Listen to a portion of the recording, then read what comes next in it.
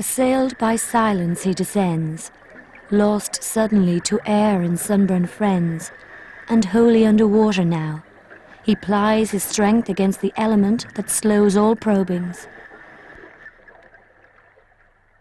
Beneath the clear, turquoise blue waters of the Aegean Sea, there's a world that not many people have seen for themselves. It's an underwater garden. It's a spectacular array of colour, and it's filled with plants and animals that are especially adapted to live in the hidden depths of the marine world. There are forests of tree-shaped corals which come in shades of yellow, red, orange, and purple, and they form the backdrop for the garden.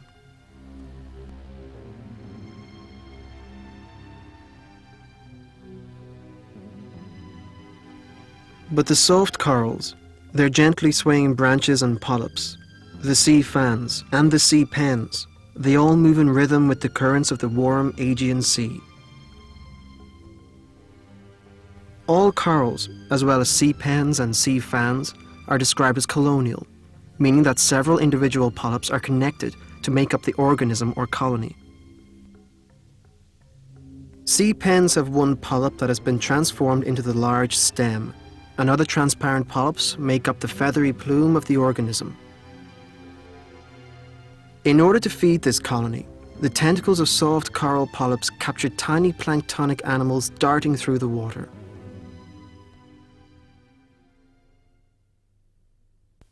The world below the brine. Forests at the bottom of the sea, the branches and leaves. Sea lettuce, vast lichens, strange flowers and seeds. The thick tangle, openings and pink turf. Different colours, pale grey and green, purple, white and gold. The play of light through the water. Sea anemones add a splash of colour to the sea garden.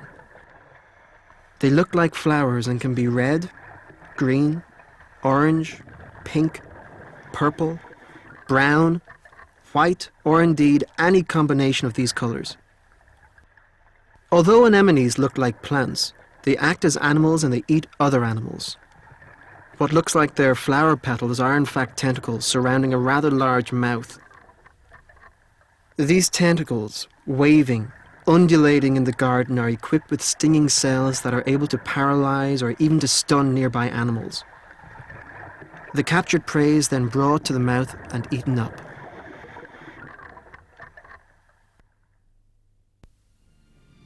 Sponges in brilliant rainbow colours cling to rocks and reefs throughout the Aegean.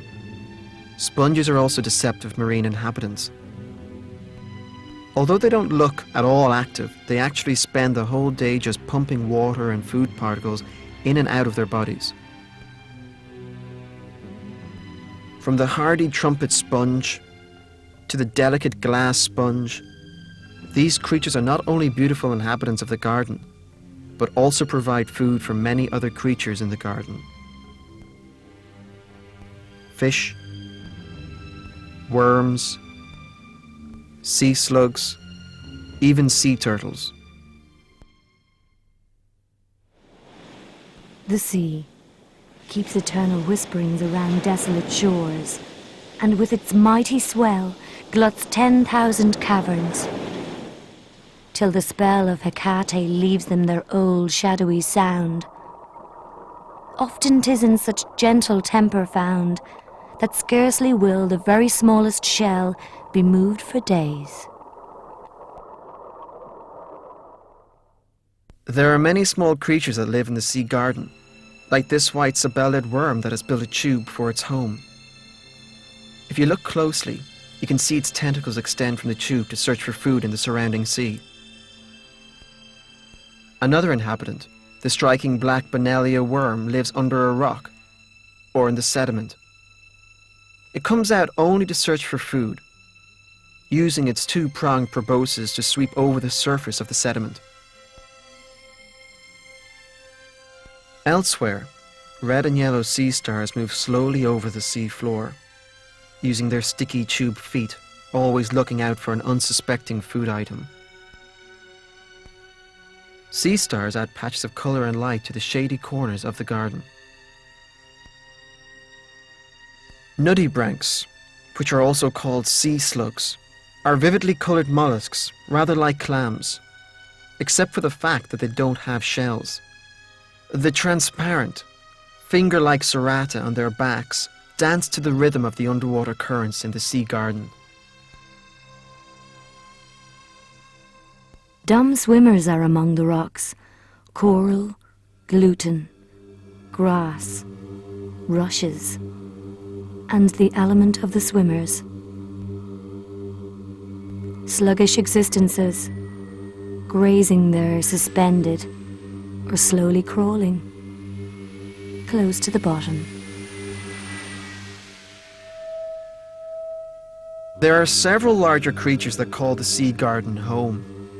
One of these is the spiny lobster. It usually shelters in caves and the crevices of rocky reefs during the day, but emerges at night to feed. It has a hard outer shell with many sharp spines, and this helps to protect it from predators. Its very long antennae are used to help it sense and find its food. It also has eyes at the ends of movable stalks that act like the periscope of a submarine. 6 pairs of small limbs around the mouth beat the water feverishly to bring tasty morsels of food into its mouth. The antisocial octopus lives alone in small caves and dens on the sea bottom. Because it can change the colour of its wrinkled, leathery skin, it blends in easily with its surroundings.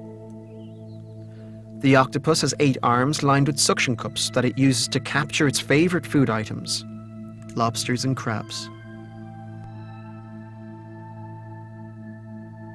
On silver waves, I sit and sing, and then the fish lie listening. Then, sitting on a rocky stone, I comb my hair with fish's bone, the whilst Apollo with his beams doth dry my hair from watery streams. All the same, no garden is complete without plants, and the sea garden is no exception to this rule. In the marine world, there are also meadows of seagrass. In the Aegean, meadows of Posidonia cover the floor of the shallow waters, providing a perfect refuge for many different kinds of fish. But here, schools of swallowtail sea perch prefer the rocky ledges of the underwater garden, where they are swimming, darting around, feeding.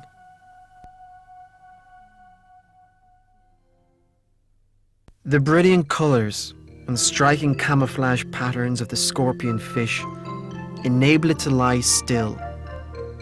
Although it's usually a slow-moving, undulating swimmer, it certainly can move quickly when it wishes, in order to ambush its prey. The ribbonfish is an open sea fish that is not seen very frequently. Its long, tapered, fragile body is covered with silvery skin instead of fish scales. Here we see a previously unrecorded event: the astonishing courtship ritual of the ribbonfish, which took place at a depth of about 85 meters. This beautiful and intricate dance gives the effect of streamers swirling in the watery depths of the Aegean. Under the stained glass surface, sunlight falls in shafts. Spread-eagled, in this cathedral, I fly over valleys in spring bloom.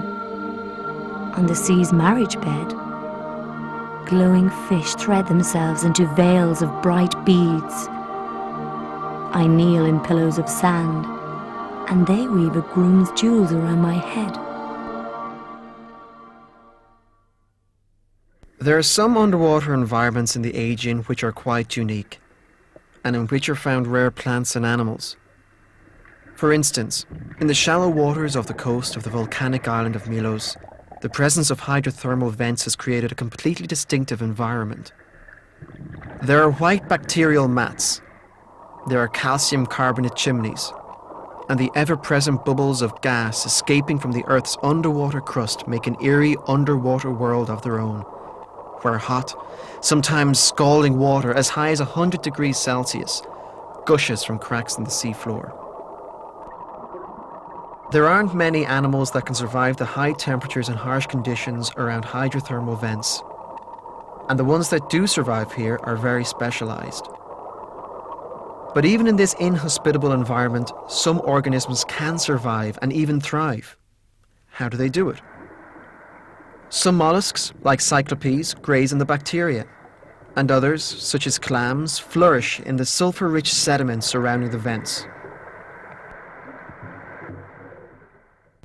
Many hydrothermal vent sites have fields of lush green algae surrounding them, because the water pumped out with the gas bubbles is so rich in nutrients.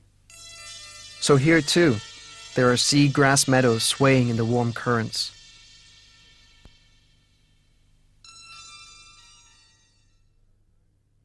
There are larger creatures too, like these dolphins, which frolic in the sea gardens of the Aegean. Dolphins, like other mammals, marine or terrestrial, are warm-blooded and bear living young. They have a layer of blubber under the skin to keep them warm during the winter, when even in the Aegean there are cool sea temperatures. A dolphin can dive as deep as 300 meters in its search for fish, shrimp, eels and squid. Dolphins are social animals and often swim together in the open sea in groups, sometimes a few, sometimes many more. They love to follow boats of all sizes and give dazzling, graceful water ballet performances, much to the delight of the onlookers.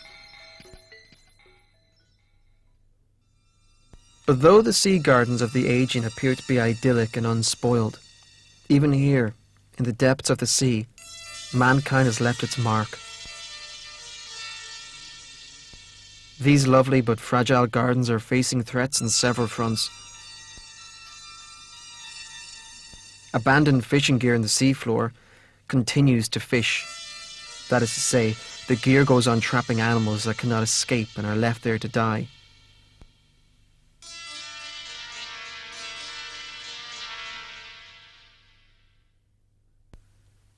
Plastic is one of the worst pollutants because it takes years, perhaps decades, to decompose, and so it accumulates on the muddy bottom, in underwater craters, and in the cracks and crevices of the sea garden. Humans have had other, more insidious impacts on the seafloor.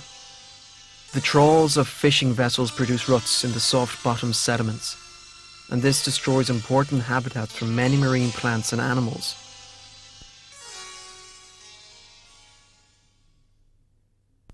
In some areas, intensive fish farming has added layers of uneaten food and waste to the sea bottom. This alters the habitat and can smother bottom-dwelling organisms. Many are now paying attention to this unique underwater world and are setting up programs and developing technologies to help to preserve it.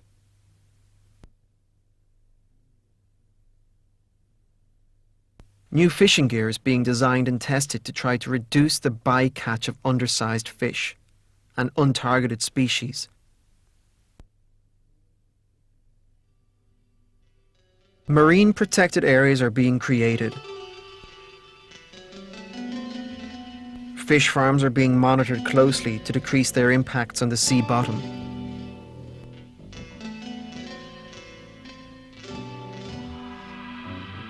It is possible for humans and the sea to live in harmony, so that the diversity, beauty, and mystery of the sea gardens of the Aegean will be preserved forever.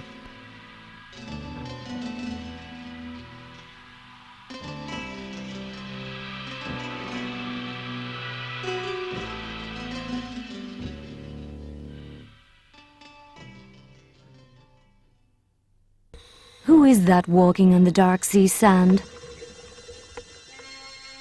The old bride of the wind.